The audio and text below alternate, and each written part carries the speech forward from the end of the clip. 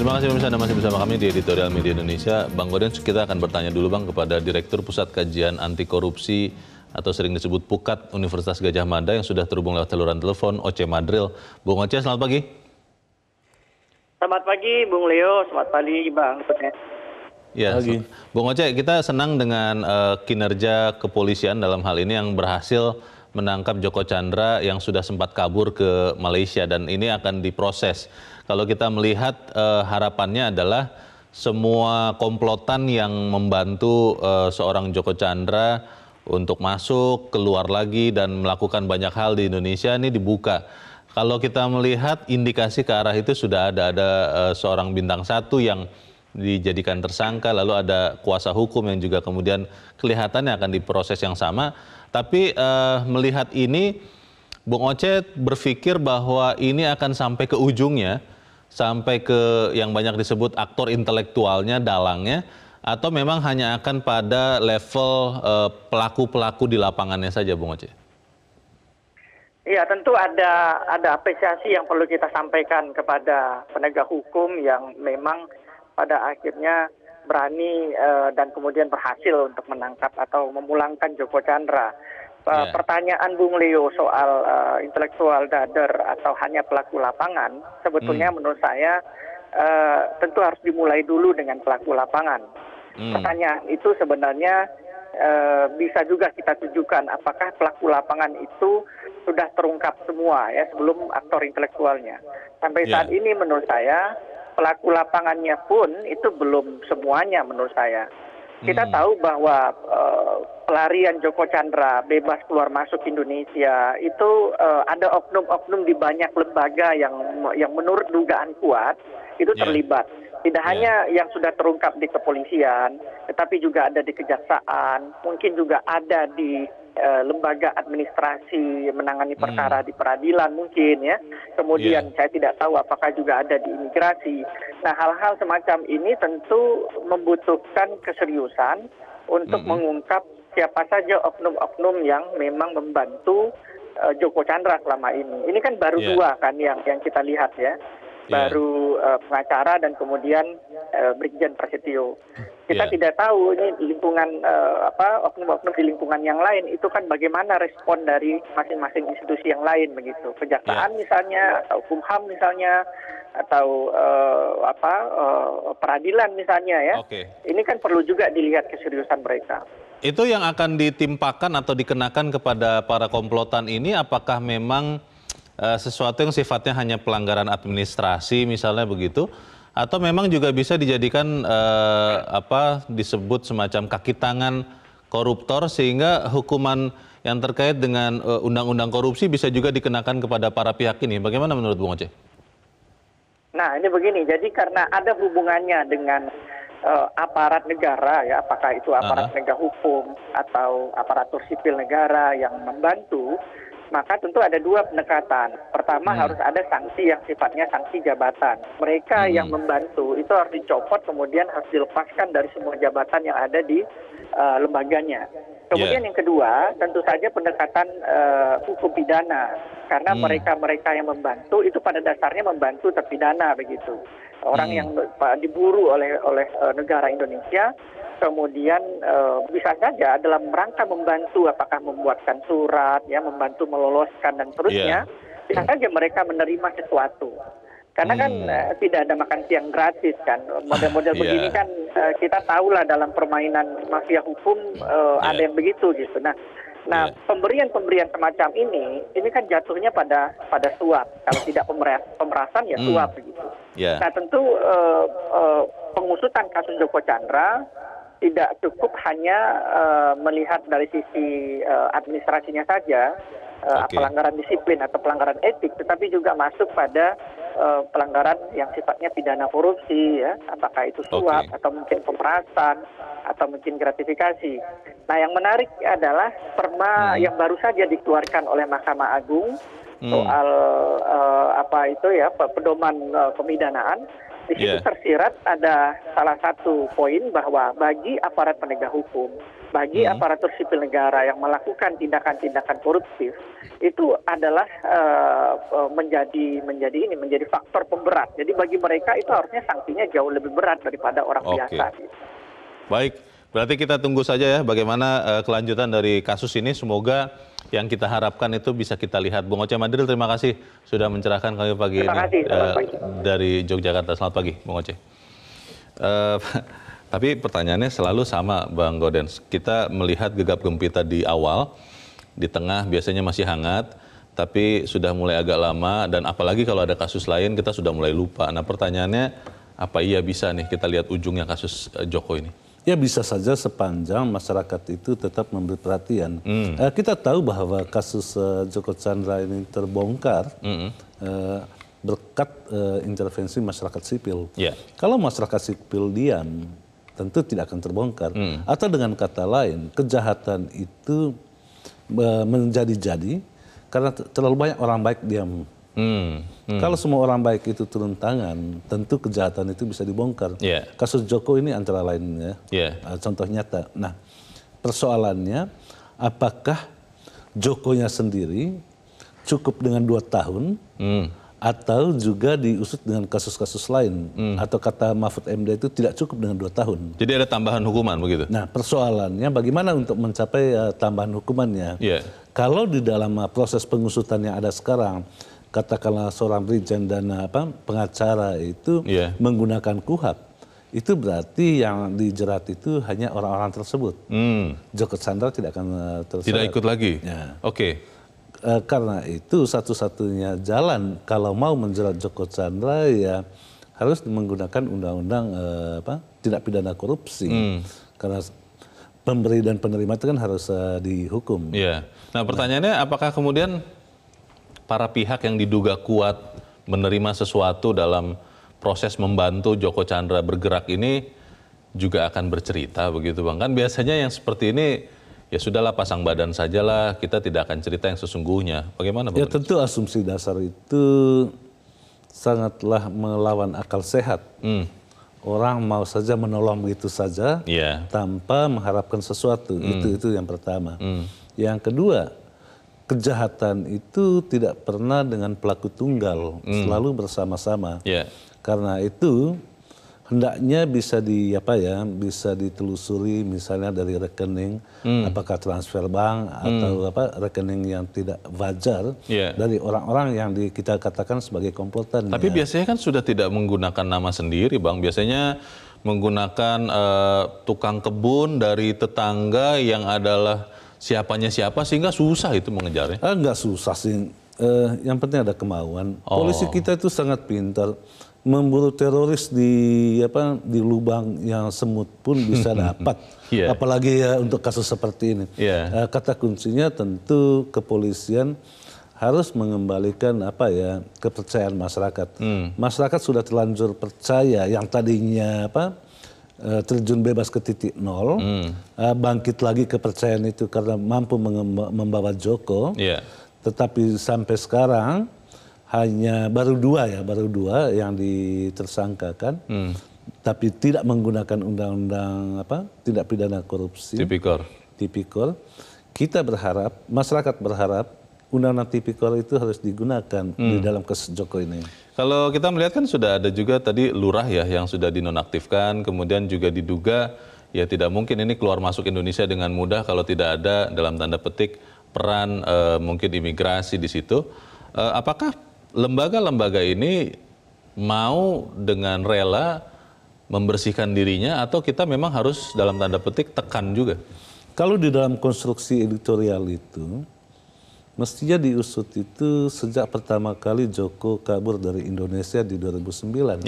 Bayangkan dia bisa mengetahui putusan Mahkamah Agung yang akan diucapkan besoknya. Jadi besoknya diucapkan, hari ini dia udah kabur. Dan sampai sekarang tidak pernah diusut. Siapa yang membantu Joko kabur pada 2009 itu. Kemudian di Juni 2020, Joko begitu bebas keluar masuk Indonesia. Sampai sekarang kita tahu siapa yang membantu misalnya di dalam apakah ada orang dalam di dalam mengurus paspornya, yang pasti di dalam mengurus KTP. Orang-orang seperti ini kan sampai sekarang tidak pernah disentuh oleh hukum ya. Baru secara administrasi udah gitu. Ini ada indikasi permainan catur ini kelihatannya Bang Goden, seperti permainan catur, biasanya pion saja yang dikorbankan, tapi raja, ratu itu akan dijaga begitu rupa. Konon katanya dalam kasus ini akan seperti itu. Kalau itu yang terjadi bagaimana Bang? Tapi kita harus jeda dahulu dan pemirsa tetap bersama kami. Editorial Media Indonesia segera kembali.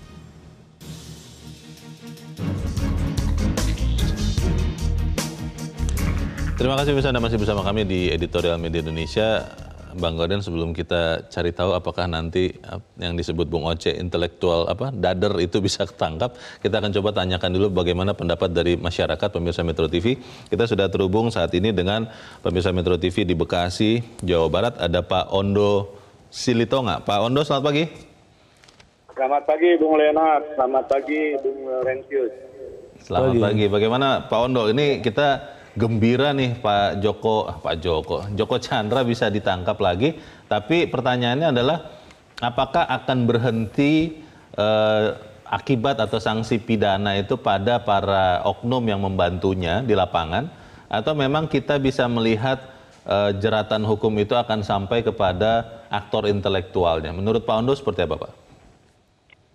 Harusnya itu sampai kepada aktor intelektualnya. Saya tidak tahu persis. Sepertinya pasti ada arahnya ke sana.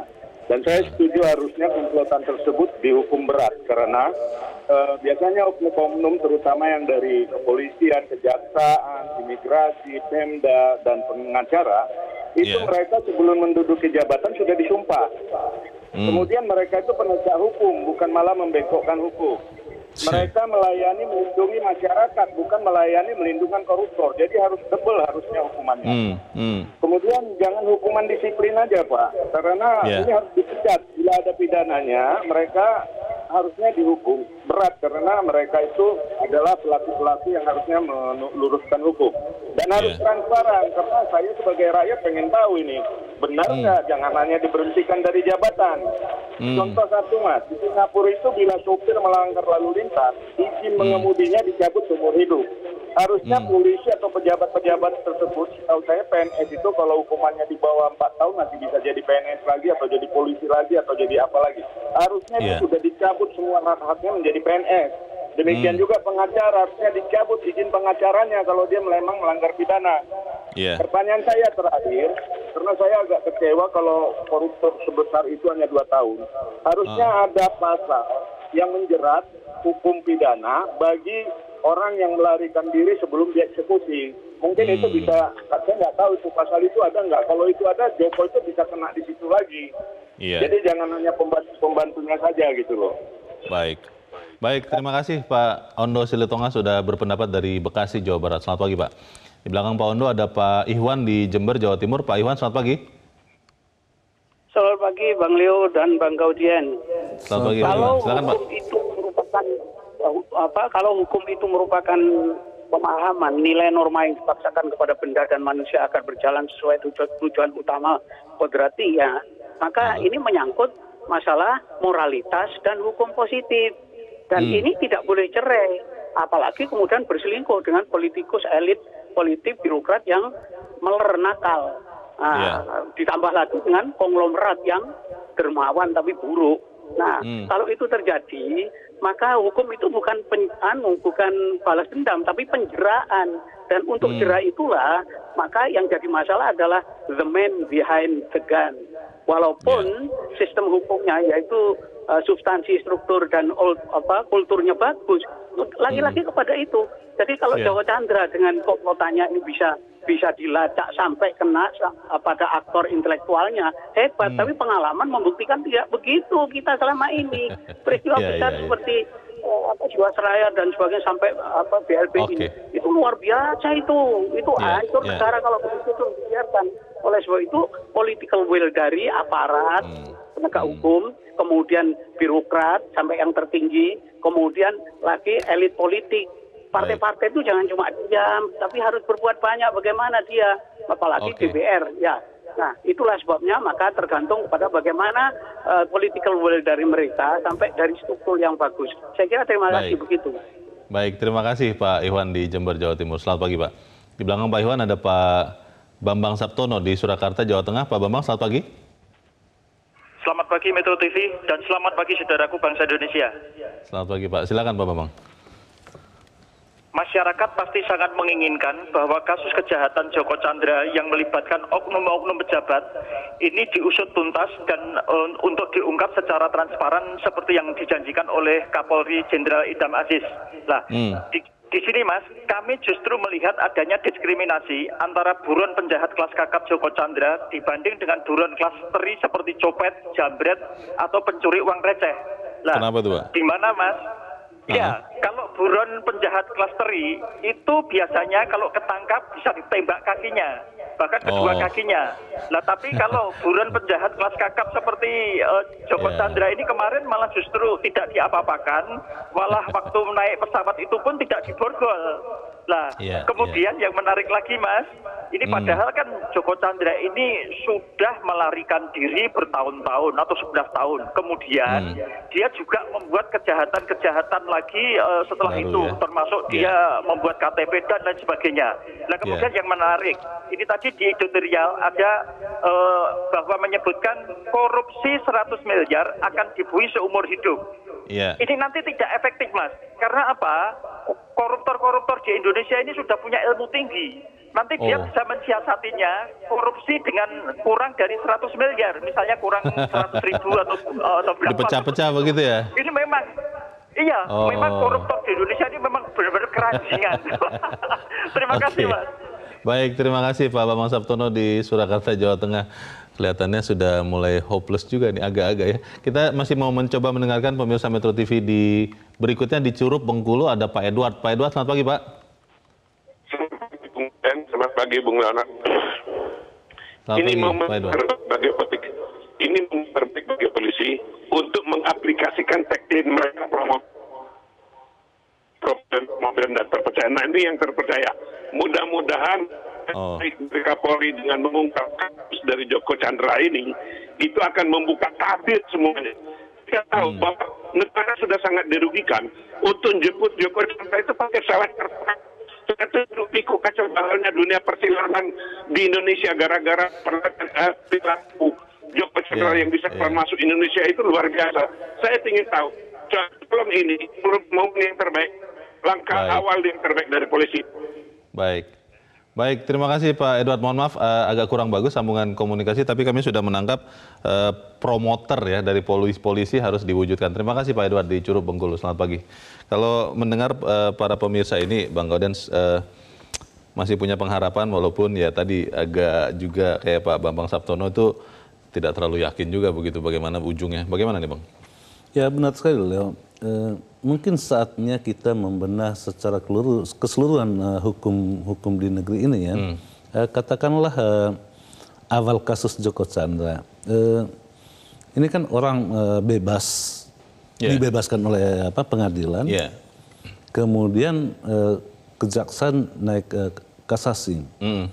Mestinya PK itu adalah di dalam rumusan hukum itu kan PK itu haknya korban gitu, bukan hak negara. Negara tidak bisa PK, mestinya. Ini kan sudah terbalik-balik hukum ini. Karena itu memang kita harus membenahi hukum di hulunya. Nah, kemudian terkait dengan Joko Chandra dalam kasus pelariannya, yang sekarang ini terlihat arahnya itu lebih pada orang per orang. Joko Chandra belum disentuh. Kalau tidak diusut dengan kasus korupsi, undang-undang tipikor, Joko Chandra itu hanya 2 tahun. Hanya akan menjalankan hukuman yang sempat tertunda karena kabur itu? Oke. Tidak ada hukuman yang lain? Tidak ada hukuman lain. Meskipun seperti sekarang sudah kabur, keluar masuk, kemudian memperdaya sekian lembaga negara, tidak dihukum tambahan juga dengan itu? Tidak akan ada hukum tambahan.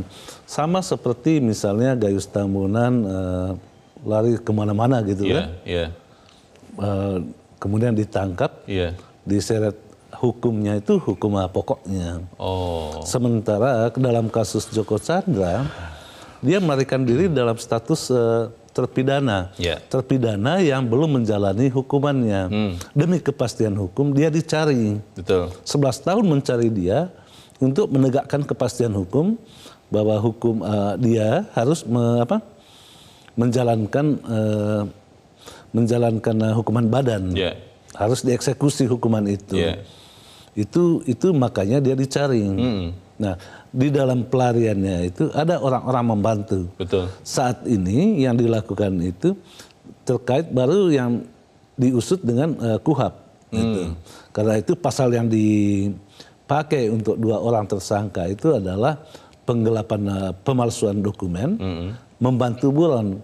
Walaupun hukumannya itu tinggi juga sekitar 6 tahun gitu ya, maksimal tapi itu kan maksimal 6 tahun. Tetapi Joko Chandra tidak akan disentuh. Gitu. Karena itu di dalam editorial kita katakan tidak ada makan siang gratis. Tidak mungkin orang membantu buron lagi, apalagi pangkatnya bintang 1 misalnya, membantu begitu saja tanpa ada sesuatunya. Bintang 1 dan mungkin pejabat-pejabat yang lain di lembaga lain yang tidak punya bintang itu, Bang. Betul. Karena itu harus diusut dengan undang tindak pidana korupsi, sehingga yang memberi dan yang menerima itu dua-duanya bisa kena. Joko Chandra hanya bisa kena kalau diusut dengan undang-undang tindak pidana korupsi. Konon katanya kasus ini tidak akan sampai kepada yang Bang Gaudens tadi barusan bilang karena ada orang kuat di balik ini semua, walaupun semua orang juga masih menerka-nerka siapa orang kuatnya. Kalau begitu kesamaan kedudukan di hadapan hukum kelihatannya tidak berlaku untuk orang kuat ya. Tapi kita harus jeda lagi dan pemirsa tetap bersama kami, Editorial Media Indonesia segera kembali. Terima kasih pemirsa Anda masih bersama kami di Editorial Media Indonesia. Kita di bagian akhir dari diskusi kita pagi ini. Bang Gaudens, ada yang mengatakan bahwa kelihatannya di Indonesia hukum itu hanya tajam ke bawah tapi tumpul ke atas. Saya sering mengatakan itu tidak benar, seharusnya adalah semuanya sama kedudukannya di hadapan hukum.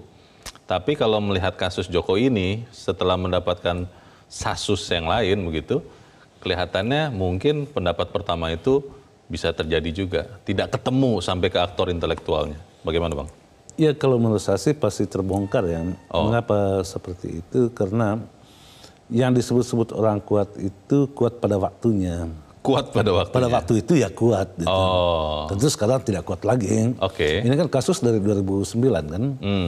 Masa iya sih kuat terus sampai sekarang. Kalau kekuatan itu dipahami sebagai kekuasaan. Tentu kekuasaan sudah berganti.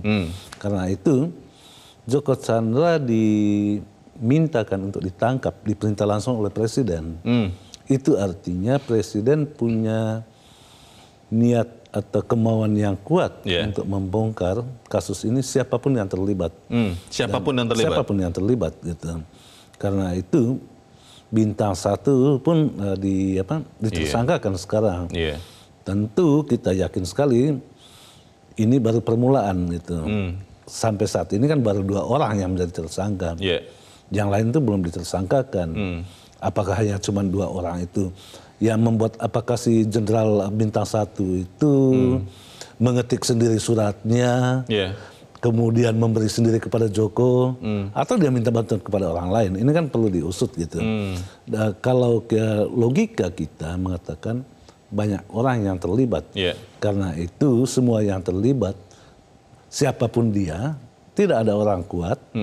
Kalau Presiden yang perintahkan tentu tidak ada yang kuat lagi selain Presiden. Kan? Masalahnya kan begini Bang, mungkin Presiden punya komitmen yang kuat. Tapi kan dari Presiden sampai ke Joko Chandra kan ada banyak lembaga, ada banyak orang-orang yang mungkin karena melihat sejarah Joko ini yang begitu licin, ya parsial saja mungkin kemarin ditangkap di Malaysia. Bukankah tidak mungkin hal yang serupa akan terjadi lagi dalam proses sekarang ini, sampai kemudian nanti jangan-jangan ada juga yang masuk angin mulai dari penuntutan sampai di peradilan? Kasus Joko Chandra itu saat ini ditangani oleh kepolisian. Kepolisian sudah mentersangkakan orangnya sendiri, bahkan Bintang 1. Itu artinya ada kemauan kuat dari polisi untuk mengusut dan menyeret siapapun di luar kepolisian juga, karena polisi sebagai penyidik negara. Dia punya hak untuk menjangkau apakah ada jaksa misalnya yang terlibat.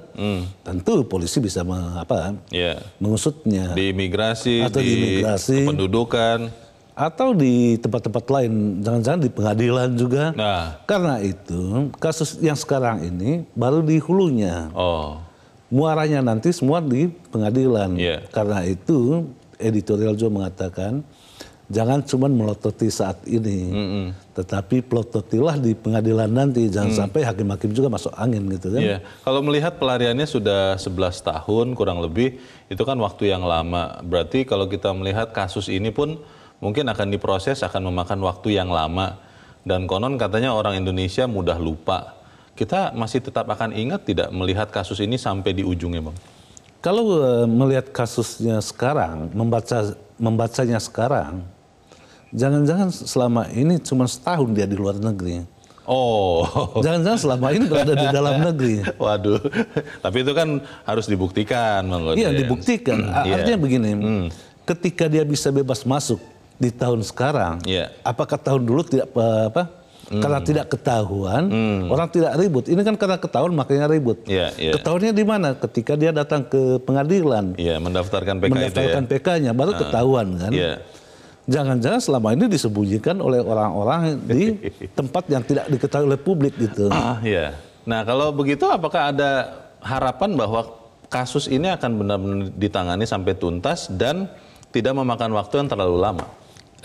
Bukan soal waktu sih sebetulnya. Yang paling penting itu anggap saja ini momentum, terutama untuk mengembalikan martabat kepolisian. Kepercayaan masyarakat juga ya? Kepercayaan masyarakat terutama. Karena kepercayaan masyarakat kepada polisi itu begitu turun dalam kasus ini. Nah satu-satunya cara ya polisi harus mengusut tuntas siapapun yang terlibat.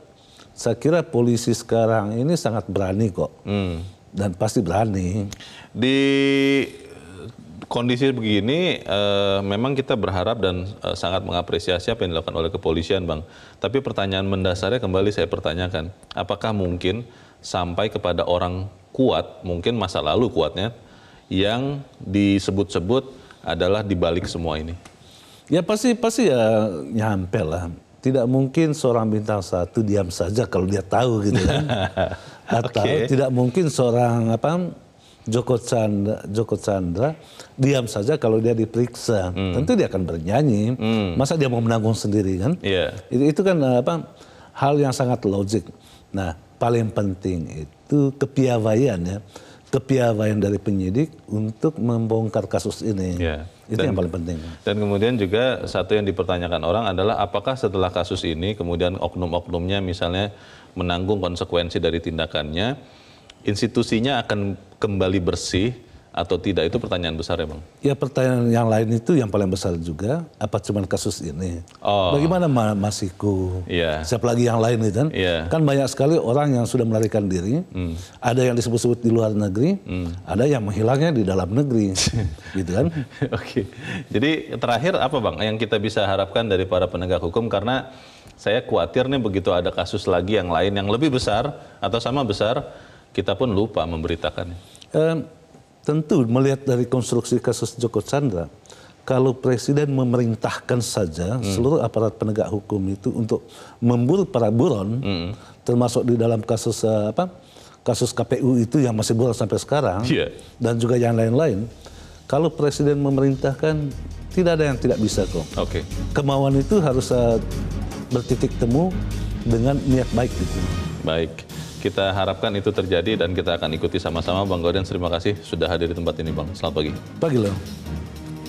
Pemirsa, kita percaya kepolisian serius mengusut tuntas kasus Joko Chandra termasuk dugaan korupsinya. Karena itu, publik juga perlu diajak untuk bersabar sambil terus ikut proses hukumnya. Jangan sampai setelah masuk ke pengadilan proses hukumnya malah masuk angin. Saya Leonard Samosir, terima kasih Anda sudah menyaksikan. Selamat pagi.